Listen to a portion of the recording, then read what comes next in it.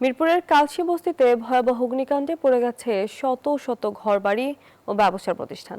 সব হারিয়ে খোলা আকাশের নিচে দিন কাটছে কয়েকশো মানুষের। মাথা গোঁজার একমাত্র ঠাঁই হারিয়ে তীব্র অনিশ্চয়তা দিন কাটছে তাদের।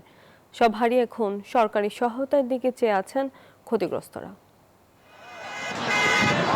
সোমবার রাতের বিধ্বংসী আগুন শুধু ঘর বা ব্যবসা প্রতিষ্ঠানই পোড়ায়নি, মুহূর্তের মধ্যে ভস্মীভূত নিম্নবিত্ত মানুষের শেষ আশ্রয়স্থল, ভবিষ্যৎ আর স্বপ্ন।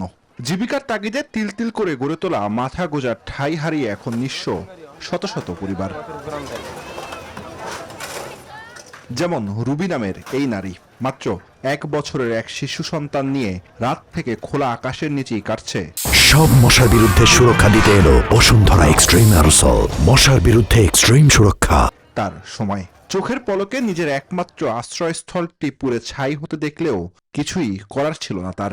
কি করব, বাচ্চা বাঁচায় না জিনিস বাঁচায়, জিনিস তো সব যা যাইবার গেছে। বাচ্চা দুটো জিনিসের ফাইল মায়া হইতাম, বাচ্চা বাঁচাই পারতাম না। 3 বাচ্চা লইয়া আমার বুড়া একজন মা আছে, মারে লইয়া রাস্তা রাস্তায় ঘুরতেছি। এই আগুনে বসতঘরের পাশাপাশি পড়েছে অনেকের ব্যবসা প্রতিষ্ঠান। জীবিকা নির্বাহের শেষ পুঁজিটুকু হারিয়ে অনেকেই এখন অন্ধকার দেখছেন। সব হারিয়ে নিঃস্ব মানুষগুলোর এখন একমাত্র ভরসা সরকারি সহায়তা, জরুরি খাদ্য এবং পুনর্বাসনের জন্য সরকারের কাছে আকুল আবেদন তাদের। এই অটো রিক্সা 5টা ছিল, এই থয়ে গেছি, আর এমন দুমার ঠেলা কোনো গাড়ি বার করতে নেই, সব পুড়ে গেছে। যে ধরুন 1 সপ্তাহ আমি কিস্তি উঠায় গাড়িটা কিনছি, যে কালকে বাসাতে এসে দেখি যে গ্যারেজের ভিতরে আগুন, পরে গাড়ি বাহার কোনো চান্স পাইছি না।